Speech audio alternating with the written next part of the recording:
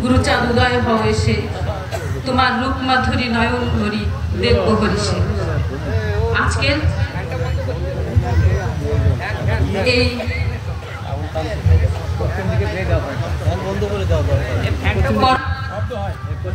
এই সুন্দর সভা, এই হরিবাসরের সম্মানিত সভাপতি, বিশ্বাস করি উপস্থিত আছেন পূর্ণ ব্রহ্ম পূর্ণানন্দ দয়াল অবতার শ্রী শ্রী হরিচাঁদ ঠাকুর, পতিত পাবন মুক্তি বারিণী ভগবান শ্রী শ্রী গুরুচাঁদ ঠাকুর। ঠাকুরের অশেষ কৃপায় উপস্থিত আছেন আমাদের মাঝে আমাদের প্রাণের ঠাকুর পদ্মনাভ ঠাকুর। উপস্থিত ভক্ত বাবা এবং মায়েরা, সুধীজনেরা, সবার আতুল চরণে আমার প্রণাম। অনেকক্ষণ ধরেই বিদগ্ধ বক্তাদের সাংগঠনিক ভাবমার্গের লীলামৃত আশ্রিত শ্রীহরি দর্শন, গুরুচাঁদ নির্দেশিত পথগুলো সমস্ত কিছুই শুনছিলাম। যে আশা নিয়ে আপনারা আমার মুখের দিকে তাকিয়ে আছেন, আমি সেই গুণীজন নই, আমি সেই ভাব জগতের মানুষ নই, আমার সেই প্রেম ভক্তি নেই যে আপনাদের হৃদয়কে আমি উর্বর করে দেব। দাঁড়িয়েছি, একটু অনুভব করার চেষ্টা করি, এই মাত্র লীলামৃত পাঠ করে সেটা বোধগম্য করে হৃদয়ঙ্গম করে আপনাদের সামনে উপস্থাপন করব, সেই বিদ্যা বুদ্ধি জ্ঞান আমার নেই। এখানে আমাদের বিদুরবাবু বলে গেছেন সাংগঠনিক কথা, ভাবমার্গের কথা। আজকে যখন ফুলের মালাটা দিয়ে আপনারা আমাদেরকে বরণ করে আনছিলেন, এরে আমাদের এত সুন্দর আসনে বসিয়েছেন, যে ভালোবাসা এবং শ্রদ্ধা দিয়েছেন, এগুলো প্রাপ্তির যে যোগ্যতা দরকার আমি মনে করি তার ছিটে ফোটাও আমার ভিতরে নেই। আজ থেকে প্রায় 29 বছর আগে 1996 সালের 23শে ফেব্রুয়ারি ঠাকুরবাড়িতে এসেছিলাম। মাটির পুতুল যেমন নরম থাকে, তা দিয়ে যা গড়ানো যায় তাই গড়ানো, ইচ্ছা করলেই গড়ানো যায়, সেভাবেই ছিলাম। হয়তো কিছুই বুঝতাম না, এখনো যে বুঝি তাও না। তবে যার হাত ধরে, যে কৃপা করে আমাকে সিধা মোরাকান্দিতে এনেছেন, এখন এই 29 বছর পরে একটু একটু মর্মে অনুভব হচ্ছে যে গুরু দায়িত্ব পালনের জন্য গুরুচাঁদ আমাকে এনেছেন, আমি তার যোগ্য নই। আমি নিজেকে হয়তো আজীবন চেষ্টা করেও সেভাবে তৈরি করে উঠতে পারবো না। তবে আশীর্বাদ চাই আপনাদের শ্রীচরণে, যেন একটুখানি ভক্ত সেবা করতে করতে এই পৃথিবী ছেড়ে যেতে পারি। আমি হরিলীলামৃতের আলোকে কিছু বলতে পারবো না, তবে আমার জীবনে ঘটে যাওয়া যে ঘটনাগুলো আছে তার মধ্যে দু একটি আপনাদের মাঝে উপস্থাপন করব। তার আগে সাংগঠনিক যে কথাটা, এখানে যে জাতির দল নাই সে জাতির বল নেই, একটু বলতে চাই যে আজকে যে মায়েরা এখানে উপস্থিত হয়েছেন, এই মায়েরা শক্তির আধার, উৎস। তারা যদি বাবাদেরকে স্বয়ং সম্পূর্ণভাবে সাহায্য না করতেন, পাশে না দাঁড়াতেন, তাহলে বাবারা এগোতে পারতো না। গার্হস্থ প্রশস্ত ধর্ম জীবে শিক্ষা দিতে হরিচাঁদ অবতীর্ণ ফুলের অবনীতে। এই যে আমার শান্তিমাতা জগৎলক্ষ্মী আর হরিচাঁদ ঠাকুর একত্রে তাদের যাপিত জীবনে ভক্ত সঙ্গ করে যে সুন্দর নিদর্শন আমাদের মাঝে রেখে গেছেন, এর তাৎপর্য হলো স্বামী স্ত্রী উভয়কে আন্তরিকতার সহিত, ভালোবাসার সহিত, প্রেমের সহিত, নিরাপত্তার সহিত, বিশ্বাসের সহিত একে অন্যের সুখ দুঃখের পাশের সঙ্গী হয়ে আজীবন বেঁচে থাকাই হলো গার্হস্থ্য ধর্ম। সংসার করব, কেউ মনের খবর কেউ রাখবো না, তাহলে তো সে সংসার বৃথা। স্বামী স্ত্রী উভয়ের চোখের দিকে তাকিয়ে যদি আমি না বুঝতে পারি যে আমার স্ত্রীর এখন কি প্রয়োজন, আমার স্বামীর এখন কি প্রয়োজন, তাহলে সে জীবন সংসার না করে ওই সন্ন্যাস ধর্ম পালন করাই শ্রেষ্ঠ বলে আমি মনে করি। 4টি যুগে অবতারগণ এসেছেন, শ্রদ্ধেয় অবতারগণ তাদের সেই অবতারিত্বের মাধ্যমে যা দেখিয়ে গেছেন আমরা খুব সুন্দরভাবেই দেখতে পাই। রামচন্দ্র শান্তিপূর্ণভাবে সংসার ধর্ম পালন করতে পারেননি। আসলেন শ্রীকৃষ্ণ, তিনি অনেকগুলো বিবাহ করেও কিন্তু সুন্দরভাবে সেই সুন্দর সংসার ধর্মের স্বাদ আস্বাদন করতে পারেন নাই। কিন্তু আমার হরিচাঁদ পূর্ণানন্দ, পূর্ণ ব্রহ্ম দয়াল অবতার। সারা জীবনে অনেক কষ্ট দুঃখ সহ্য করে তিনি তার সংসার জীবন কাটিয়েছেন, কিন্তু তার ভিতরে কখনোই কোনো নিরানন্দ ছিল না। মানুষের জীবনে আনন্দে ভরে যায় কখন জানেন? যখন তার ভিতরে চাওয়া পাওয়ার আর কিছু থাকে না। সাদা কালো সব এক সমান মনে হয়, উঁচু নিচু সব এক সমানই মনে হয়, মান অপমান সব একই রকম মনে হয়। ঠিক সেই সময়েই তার জীবন আনন্দে পরিপূর্ণ হয়ে যায়। কিন্তু আমরা চাহিদা সম্পন্ন জীব, একটু কম পড়লেই তেলে বেগুনে জ্বলে উঠিলে হবে না। কিন্তু আমার হরিচাঁদ সেই সরল প্রাঞ্জল জীবন যাপন করে গেছেন শান্তি মায়ের সহিত। দেখেন, শান্তি মা এসে গতান্তর ভাগে ঠাকুরকে বলেছেন, ঘরে চাল বরং তো এটা নাই সেটা নাই, এ লাগবে ও লাগবে। হরিচাঁদ একটু মুচকি এসে বলেছেন, শান্তি তুমি চিন্তা করো না, সব একসময় ব্যবস্থা হয়ে যাবে। কিছুক্ষণ পরে দেখা যায় যে মাথায় সেই চাল নিয়ে, ফল ফুলাদি, সবজি নিয়ে, মিষ্টি নিয়ে, কি দরকার সংসারে সবকিছু নিয়েই ভক্তরা এসে হাজির হয়েছে। মা রান্না করে সেগুলো ভক্তদেরকে সেবায় লাগিয়েছেন। কিন্তু এখানে কি হতে হবে? নির্ভরশীল হতে হবে। আমরা যেন সেই নির্ভরশীলতায় পরম যত্নে একটা বৃক্ষকে যত্ন করলে বীজ দিয়ে, সার দিয়ে, জল দিয়ে সেই বৃক্ষ কি দেয়? একটা ফুল দেয় বা একটা ফল দেয়। সেই ফুলের সৌরভে আমাদের মন ভরে যায় আর ফল আস্বাদনে আমরা তৃপ্ত হই। ঠিক তেমনি সেই যত্ন আমাদের একে অন্যের প্রতি থাকতে হবে। যদি সেটাই থাকতে পারি তাহলে আমাদের গৃহটা আদর্শ গার্হস্থ্য ধর্মে পরিণত হবে। মায়েদের বলছি, দয়া করে আমরা সবাই যেন একটু পরিষ্কার পরিচ্ছন্ন থাকি, তাহলে রোগ আমাদের আর বাসা বাঁধতে পারবে না। অযথা সেই রোগের টাকাগুলো যেন ডাক্তারকে দিতে না হয়। হরিনাম করলে কি হয় আমি জানি না, তবে মর্মে মর্মে অনুভব করি যে পুত্র শোক সেই শোক দূরীভূত হয়, যে স্বামী হারা শোক সেই শোক দূরীভূত হয়, অভাব দূরীভূত হয়, মনের জ্বালা যন্ত্রণা মেটে। হরিনাম করলে এখনো জিনিস নাই যে প্রাপ্তি ঘটে না। সেটা বলে অ্যাডভার্টাইজমেন্ট করে কখনো হরিনামের কিছু করা যায় না। এটা যার মনের চাহিদা। বুঝতে হবে যে একটা আম খেলে, অমৃত ফল খেলে এই রস আস্বাদন হবে। ঠিক তেমনি আমাকেও হরিনামটাকে ভালোবেসে আমি যদি সেই রস আস্বাদন করে অমৃত সুখ পাই, সেটা কাউকে বলে প্রকাশ করে মাইকে বলে বোঝানো যায় না। সেটা যার যার মনের অনুভূতি। যাই হোক, আজকে এই হরিবাসরে ঠাকুর কৃপা করে এনেছেন।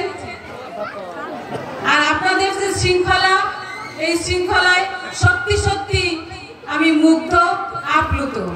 এর জন্য আমি বিশেষভাবে ধন্যবাদ দিতে চাই এই থানার সভার সভাপতি এবং কমিটিকে। তারাই আপনাদেরকে এমন নির্দেশনা দিয়েছেন বলেই আজকে আপনারা সুন্দরভাবে বসে আমার হরিচাঁদ ঠাকুরের সমস্ত নির্দেশনা, গুরুচাঁদ ঠাকুরের মহত্ব এবং সঠিক পথে চলার নির্দেশনাকে সুন্দরভাবে বোঝার চেষ্টা করছেন। এই জন্য আপনাদের কাছে আমি আন্তরিকভাবে কৃতজ্ঞ। সেই ৯৬ সাল ধরে ঠাকুরের হাত ধরে ভক্তদের দ্বারে দ্বারে ঘুরছি। যে কটা দিন বেঁচে থাকি আর বাকি আছে, এভাবেই যেন আপনাদের দ্বারে দ্বারে ঘুরতে পারি। কিসের জন্য? একটুখানি হরিনামের জন্য। আর কিছুই আপনাদের কাছে চাই না। একবার হরিনামে যত পাপ করে, পাতকীর সাধ্য নাই তত পাপ করে। আমরা যেন হৃদয় ভরে, মন ভরে হরিবল হরিবল হরিবল বলতে পারি।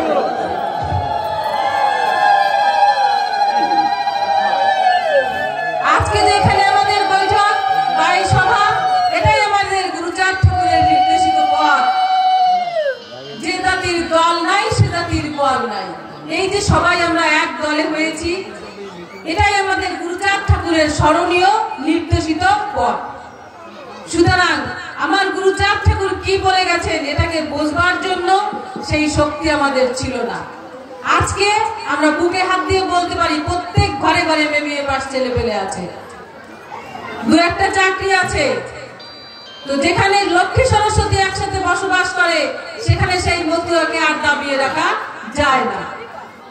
তো সেই জন্য আজকে এই শীতল মজুমদার যেটা অনুভব করেছে, কি অনুভব করেছে? ঠাকুরের সেই পরম দয়া যা পেয়ে তার সংসারে সে উর্বর হয়েছে, সেই দয়া তিনি অনুভব করেছেন বিধায়ী আজকে আমাদেরকে এখানে ডেকেছেন। এই যে ঠাকুরের কৃপা তার উপর বর্ষিত হয়েছে, এর কতখানি ঠাকুরকে না ডাকলে এই দয়া বর্ষিত হয় না। এখন আমি আমার একটু ব্যক্তিগত কথা বলি। এখানে বিদুরবাবু যে ঘটনাটা উপস্থাপন করেছেন সেই ঘটনাটা আমি আবার একটু বলি। 2016 সালে আমি ফরিদপুরে আইসিটির একটি ট্রেনিং এ টিটি কলেজে 16 দিনের ট্রেনিং এ গিয়েছিলাম। শেষ দিন ঠাকুর আমাকে আনতে গিয়েছিলেন বাড়িতে, আমার ট্রেনিং শেষ। তখন উনি বাস স্ট্যান্ডে এসে দাঁড়িয়েছেন, আমরা একটা ইজি বাইকে করে যে বাসায় আমার মা ব্যাগটা রাখা আছে সেখান থেকে বাড়িতে নেব। তো ওই ইজি বাইকে করে যখন যাচ্ছি তখন সেই ইজি বাইকালা গান গাচ্ছে, সব লোকে কয়ে লালন কি জাত সংসারে। গানটা শেষ করার পর আমি বললাম, তখন সন্ধ্যার সময় আজান দিয়েছে, রাস্তাও ফাঁকা। তাই বললাম, ভাই তুমি এত সুন্দর গান করেছো, আমার হৃদয়টা ভরে গেছে। তা পিছনের দিক তাকিয়ে সেই ইজি বাইকালা বললো, দিদি মন যদি বলাতে হয়, মন যদি শান্তি পেতে হয়, কাশিয়ানী থানার ওরাকান্দি গ্রামে যাবেন চৈত্র মাসে, দেখবেন মন কেমন শান্তি হয়। হরিবল হরিবল ধুনিতে। ঠাকুর আমার দিকে তাকিয়ে পড়লেন, আমি ঠাকুরের দিকে তাকিয়ে পড়লাম। ঠাকুর আমাকে জিজ্ঞেস করলেন, মিনু আমরা কি কোনোদিন ওরাকান্দি পৌঁছাতে পারবো? একটু আশীর্বাদ করবেন যেন সেই শ্রীধাম ওরাকান্দি ক্ষণিকের জন্য হলেও একবার যেতে পারি। আবারও সেই কথা বলছি, হয়তো শ্রীধামের দেহ ত্যাগ হবে যদি ঠাকুরের ইচ্ছা থাকে, কিন্তু শ্রীধামের সেই মাহাত্ম, ভক্ত সঙ্গের যে সুখ, ভক্ত পুদিদলে পদধূলির যে মহিমা, সেটা হয়তো কোনোদিন বোঝা হবে না। আমার এই জমি হয়তো উর্বর হবে না, যেখানে ফসল ফলবে সেই ফসলের সুঘ্রাণে হৃদয় ভরে যাবে। তবে চেষ্টা করে যাই দিনের পর দিন, বছরের পর বছর, কখনো হতাশ হই না। আমার গুরুচাঁদ ঠাকুর যেভাবে, যে কষ্ট করে রাতকে রাত মনে করেননি, দিনকে দিন মনে করেননি, আহার নিদ্রা সব পরিত্যাগ করে দাঁড়ে দাঁড়ে ঘুরিয়েছেন। বুকের যন্ত্রণায় সে বুকে হাত দিয়ে আছেন যে আমার এই জাতিটাকে সুন্দর একটি অবস্থানে পৌঁছে দিয়ে আমি যেন মরতে পারি। গুরুচাঁদের সেই আজীবনের প্রচেষ্টা, শ্রী শ্রী হরি গুরুচাঁদ মতুয়া মিশন এই পর্যন্ত, এই মতুয়া মিশনের ধারাবাহিকতায় শ্রীপতি ঠাকুর, শ্রদ্ধেয় অংশুপতি ঠাকুর, শ্রদ্ধেয় হিমাংশুপতি ঠাকুর, শ্রদ্ধেয় সচিপতি ঠাকুর সবাই ছিলেন। একে একে সবাই গত হয়ে গেছে, এবার হয়তো আমাদের পালা। জানি না শ্রীহরি কৃপা করে কতদিন এই আলো বাতাস গ্রহণ করবেন। যখন এই পৃথিবী ছেড়ে চলে যাব, মনে যেন এতটুকু শান্তি নিয়ে যেতে পারি যে জাতির জন্য এতটুকু হলেও করে গেছি, সেই আশিসটুকু দেবেন। আর ব্যক্তিগত কথার মধ্যে আরেকটু বলি, আমি যখন ছাত্রী, 90 সালের কথা, আমার বাবাকে দেখতাম শ্রী শ্রী হরিলীলামৃত পাঠ করতে, কিছুই বুঝতাম না, পাশে দাঁড়িয়ে থাকতাম। শ্রী শ্রী হরিসঙ্গীত মহাসংকীর্তন বইটি নিয়ে রবিবার দিন, ছুটির দিন, সাপ্তাহিক ছুটির দিন, আমার বাবা কোনো বিভাগে চাকরি করতেন। তো উনি বসে বসে নিজের তালে, নিজের সুরে, নিজের মনের আবেগ দিয়ে ওই হরিসঙ্গীতের গানগুলো গাইতেন। আর দুই চোখের জল পক্ষ বেয়ে ভেসে যেত। বলতাম, বাবা তুমি এই বইয়ের মধ্যে কি আছে? প্রত্যেক রবিবার এই বই নিয়ে কাটাকাটি করো আর গান গাও, এর মধ্যে কি আছে বাবা?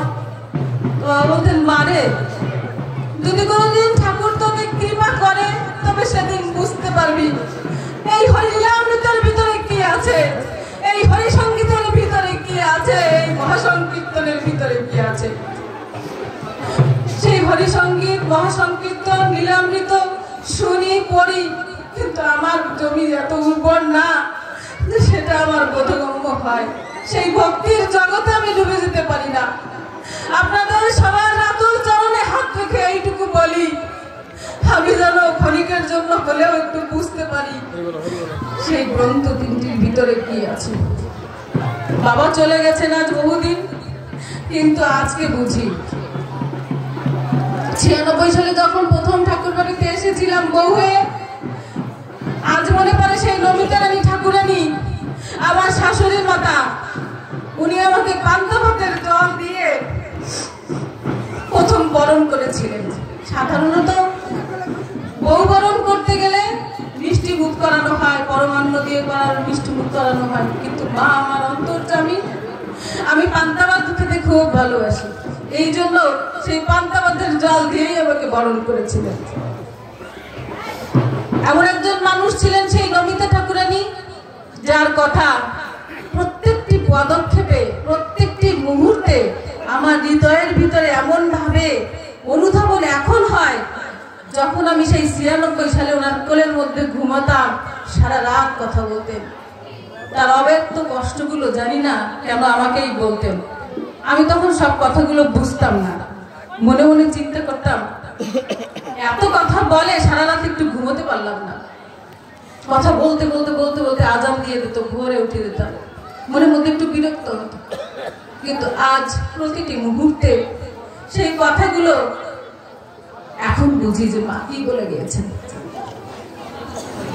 আমি যখন ক্লাস 3-তে পড়ি, তখন অংশুমতি প্রসন্ন ঠাকুর, আমরা তখন বোটানিক্যাল গার্ডেনে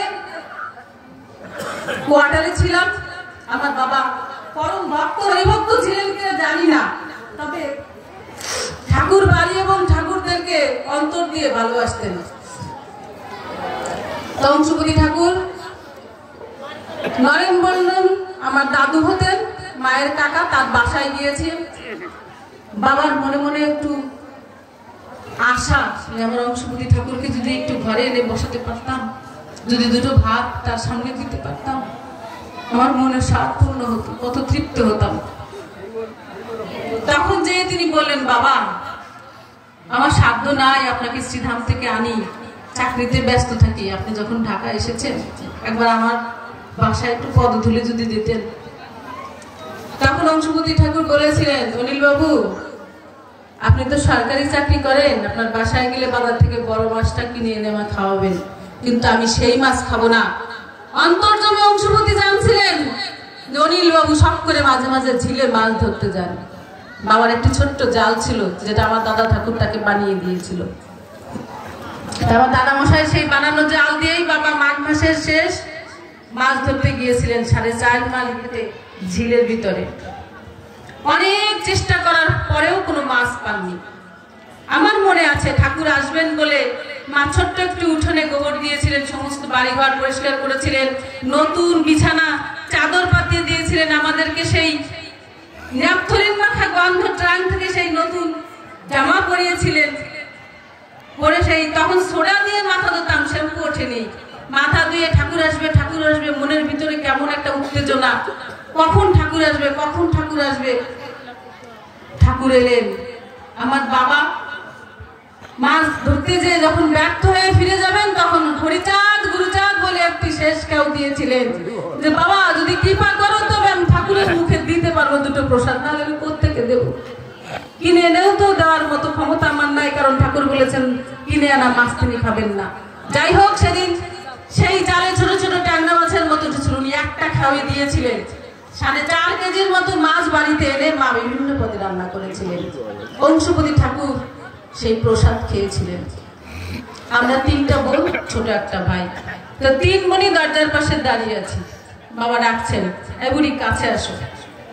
আমার বড় বোন ভয়ে চলে গেলেন, ছোটটা তো তেমন বোঝে না, কিন্তু আমি সাহস করে এগিয়ে গিয়েছিলাম। বলেন চিরুনি নিয়ে আসো, তোমার মাথাটা আঁচড়ে দিই। আমি বললাম না, আমি তো মাথা আঁচড়েছি। বলে তবুও নিয়ে আসো, তোমার মাথাটা একটু আঁচড়ে দিই। যাই হোক, চিরুনি এনে দিয়েছিলাম। অংশুমতির সেই হাতে ছোঁয়া, আমার মাথায় উঠেছিল, যার জন্য হয়তো আজকে আপনাদের সামনে এই পরিচয় আমি দাঁড়াতে পেরেছি। আমার এমন কোনো যোগ্যতা নেই, এমন কোনো গুণ নেই যে আমি ঠাকুর বাড়ির পুত্রবধূ হতে পারি, এত বড় দায়িত্ব পালন করতে পারি। আমি প্রতি মুহূর্তেই বুঝি যে সমস্ত ভক্তরা যে আশা নিয়ে ঠাকুর বাড়িতে যায়, জানি না আমার মুখ দর্শনে তাদের সেই ভরসা হয় কিনা, তারা সেই ভরসাটা পান কিনা, পরম আনন্দে তাদের, পরম নির্ভরতায় তাদের মন নেচে ওঠে কিনা। আমার বিশ্বাস হয়তো তারা পান না। অযাচিত ভাবেই সেখানে বসে আছি, কোনো দায়িত্ব পালন করতে পারি না। শুধু ভক্তদেরটা খেয়ে পড়েই গেলাম, কিন্তু কোনো কর্ম করে যেতে পারলাম না। এই তুষের আলোলে জ্বলে জ্বলেই হৃদয়টা দগ্ধ হচ্ছে। গুরুচাঁদের কাছে এই কামনা করি, ঠাকুর একটু কর্ম করার শক্তি দিও, অর্থ দিও, মনে বল দিও। আসলে সংগঠনটা এমন একটা জিনিস যেখানে কর্মী, অর্থ এবং পরিকল্পনা, এই তিনটি সমন্বয়ের সংযোগস্থল হলো একটি সংগঠন। সেখান থেকে সবকিছুই করা যায়। কি রাজনৈতিক অধিকার, কি ধর্মীয় অধিকার, কি সামাজিক অধিকার, সবকিছু এই সংগঠনের মাধ্যমেই হয়। যার ফলশ্রুতিতে গুরুচাঁদ ঠাকুর বলেছিলেন, যে জাতির দল নাই সে জাতির বল নাই।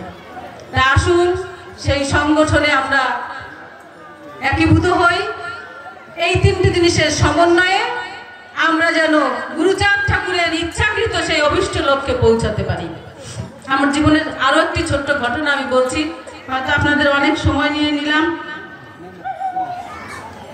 আমি 99 সালে বিএড পড়ার জন্য খুলনা টিটি কলেজে আছি। সেখান থেকে খুলনা শহরের মধ্যেই অবস্থিত ল কলেজের অপোজিটে ঋষি অরবিন্দ ঠাকুরের আশ্রম।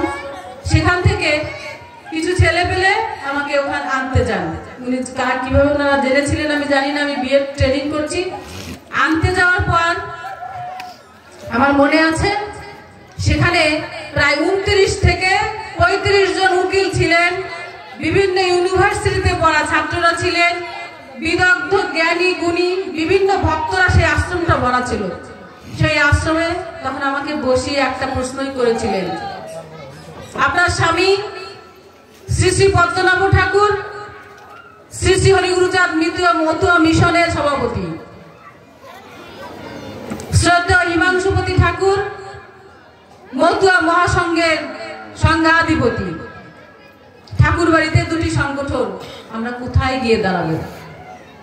কোথায় গিয়ে সেই ছাতির নিচে আমরা দাঁড়াবো? আমি বুঝে উঠতে পারছিলাম না আমি কি উত্তর দেব। তখন আমি গুরুচাঁদকে স্মরণ করে উঠে দাঁড়িয়ে একটি কথাই বলেছিলাম, শ্রদ্ধেয় হিমাংশুপতি ঠাকুর আমার শ্বশুর মশাই, আমার প্রাণেশ্বর শ্রী শ্রী পদ্মনাভ ঠাকুর আমার স্বামী, সুতরাং আমি কাউকেই ঠেলে ফেলে দিতে পারবো না। এখানে আমি একটি কথাই বলবো, আপনারা বিচার করবেন, আপনাদের জ্ঞান আছে, বিদ্যা আছে, বুদ্ধি আছে, যে কর্ম দিয়ে আপনাদেরকে সঠিক পথ নির্দেশনা দেবে আপনারা সেই ছত্রছায়ায় এগিয়ে দাঁড়াবেন। আমি বিশ্বাস করি গুরুচাঁদের অশেষ কৃপায় আমাদের সেই জ্ঞান দুয়ার খুলে গেছে। মতুয়ার জাগরণে বিশেষ একটা মুহূর্তে আমরা দাঁড়িয়ে, নির্যাতিত নিষ্পেষিত হতে হতে দৌড়তে দৌড়তে আমরা দেয়ালে পিঠ থেকে দিয়েছি। এখন আমাদের আবার ঘুরে ফিরে তাকানোর সময় এসেছে। মাতৃজাতিকেও সাথে সাথে জেগে ওঠার সময় হয়ে এসেছে। আর ঘরে বসে থাকার সময় নেই, আমাদেরকে জাগতে হবে। সেই নিশান ডঙ্কা সবকিছু নিয়ে হরিনামের সাথে সাথে এই হরিনাম প্রচারের কার্যে যে মাতৃশক্তির শক্তি প্রয়োজন, আপনারা আমার সাথে থাকবেন। আমি যে কটা দিন বাঁচি আপনাদের সাথে নিয়ে সেই ঠাকুরের হরিধ্বনি সহ সমস্ত অধিকার আদায়ের আন্দোলনে যেন জয়যুক্ত হতে পারে।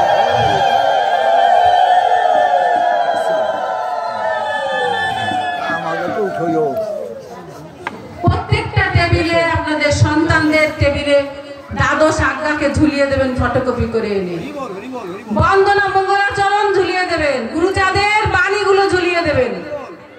যখন তারা না বুঝবে তাদের শিক্ষকদের প্রশ্ন করবে এটার অর্থ কি, এখন ছোট ছোট ছেলেমেয়েরা প্রশ্ন করতে শিখেছে, তারা বিশ্লেষণ করার জন্য ক্ষমতা রাখে, আবার সাথে সাথে একটু দুঃখ পায়। কখন দুঃখ পাই জানেন? যে 3 লাইন নিলাম্বিত পরেই মতুয়া বিশ্লেষক, নিলাম্বিত বিশ্লেষক, মতুয়া গবেষক বড় কষ্ট পায়। যারা যুগের পর যুগ এই হরিদর্শন নিয়ে ভাবতে ভাবতে 85 বছর 99 বছর পুজো হয়ে গেছেন, তারা সেই বিশ্লেষক শব্দটা তাদের পিছনে লাগাতে ভয় পান। অথচ 3 পাতা নিলাম্বিত পরেই ছোট ছোট বাচ্চারা বিশ্লেষক হয়ে যায়। বড় কষ্ট লাগে তখন। তো অনেক সময় অনেক কিছু বলতে যেও বলতে পারি না, কারণ একটা পরিচয় তো আছে যে সিধা মোরাকান্দি ঠাকুর বাড়ির পুত্রবধূ। তো সেই জন্য মায়েদের বলছি, জেগে উঠুন, সন্তানকে আদর্শ মানুষ হিসেবে গড়ে তুলুন, মনুষ্যত্ব সম্পন্ন মানুষ হিসেবে গড়ে তুলুন, মানবিক মানুষ হিসেবে গড়ে তুলুন, যাতে সে একজন মতুয়া হয়ে আরেকজন মতুয়ার কষ্টে দুঃখে ঝাঁপিয়ে পড়তে পারে, আলিঙ্গন করতে পারে আমার মতুয়া ভাই হিসেবে। সাথে সাথে বাবাদেরকেও বলি, কষ্ট নেবেন না, আপনারা পরিবারের সদস্যদের সময় দেবেন বেশি। আপনাদের রাতুল চরণ, এটা আমার উপদেশ না, অনুরোধ। পরিবারকে সময় দিয়ে দেখুন, এইরকম স্বর্গ সুখ আর কোথাও পাওয়া যায় না। যেটুকু সময় অন্যের সাথে গোপনে দেবেন, দোকানে দেবেন, তার চাইতে বেশি সময় পরিবারকে দিন। আপনার পরিবার উর্বর হবে, আদর্শ পরিবার হবে। আজকে ভারতের বিভিন্ন বৃদ্ধাশ্রমে গেলে দেখতে পাবেন চট্টোপাধ্যায়, মুখোপাধ্যায়, বন্দ্যোপাধ্যায়, বিভিন্ন শিক্ষিত ম্যাজিস্ট্রেট, ডাক্তার, প্রকৌশলী, তাদের ছেলে মেয়ের বাবা মা বৃদ্ধাশ্রমে আছে, স্বেচ্ছায় চলে গেছে তাদের ব্যবহারে, যে থাকবো না আর ওই সংসারে, বাদ দিতে চায় না, ভালো করে কথা বলতে চায় না। আরে বাবা, বৃদ্ধ হয়ে গেলে একটা মানুষের কি প্রয়োজন? একটা কাপড়, দুটো ভাত, একটু ভালোবাসা, আর কিছু লাগে? আর কিছু লাগে না। ওমা তুমি খেয়েছো, আসো একসাথে বসে ভাত খাই, আর কিছু চাই? আর কিচ্ছু চাই না। কিন্তু এটুকু যখন সেই বৃদ্ধ বয়সে না পাওয়া যায়, এত পরিশ্রমের ফলেও, তখন আর কোনো দিশা থাকে না, রাগ করে তারা চলে যায় বৃদ্ধাশ্রমে, না তোদের কাছে আর থাকবো না। কিন্তু এই সমস্ত বৃদ্ধাশ্রমে যে খবর নেবেন, আমার কোন মতুয়ার বাবা মা সেই বৃদ্ধাশ্রমে নেই, কারণ আমার ঠাকুর বলে গেছেন পিতা মাতাকে ভক্তি করো। আজকে যদি ছোট্ট থেকে সেই বীজ আপনি আপনার সন্তানের হৃদয়ে বপন করতে পারেন, তবে সেই গাছ একদিন বড় হয়ে আপনাকে ফুল ফল দেবে, যার ফল আপনি ভোগ করবেন। আর ছোটবেলা থেকে যদি আপনার সন্তানকে আপনি মতুয়া আদর্শে গড়ে উঠাতে না পারেন, সেটা আপনার ব্যর্থতা, সেই ফলটা আপনাকেই ভোগ করতে হবে। সুতরাং আসুন আমরা আমার শ্রীহরি ঠাকুরের দ্বাদশ বাণীকে একটু বোঝার চেষ্টা করি, যতটুকু সম্ভব পারি পালন করার চেষ্টা করি, আমার গুরুচাঁদের বাণীকে হৃদয়ঙ্গম করে বাচ্চাদের ভিতরে প্রবেশ করানোর চেষ্টা করি, তাদের উন্মুক্ত জ্ঞান চক্ষু যেন সেই গুরুচাঁদকে খোঁজে, যে গুরুচাঁদ আমাদেরকে শির দ্বারা সোজা করে দাঁড়াতে শক্তি দিয়েছেন, যে গুরুচাঁদ আমাদেরকে জ্ঞান চক্ষু খুলে দিয়েছেন, শিক্ষার আলো ছড়িয়েছেন। একটি মোমবাতি নিয়ে নাইটেঙ্গেল যেমন দাঁড়ে দাঁড়ে ঘুরিয়ে বেড়েছেন, ঠিক তেমনি আমার জাতিশ্বর গুরুচাঁদ দাঁড়ে দাঁড়ে ঘুরেছেন। কিসের জন্য? একটা কাপড়ের জন্য নয়, একটু খাবারের জন্য নয়, একটু ভালো সেবা যত্নের জন্য নয়, চেয়েছেন কি আমার জাতিটা মাথা উঁচু করে দাঁড়া, বলুক তার মৌলিক অধিকারগুলো রাষ্ট্রের কাছে, সমাজের কাছে, সংসারের কাছে তুলে ধরার জন্য, যে আমিও একটা মানুষ, আমারও চাওয়ার কিছু থাকতে পারে।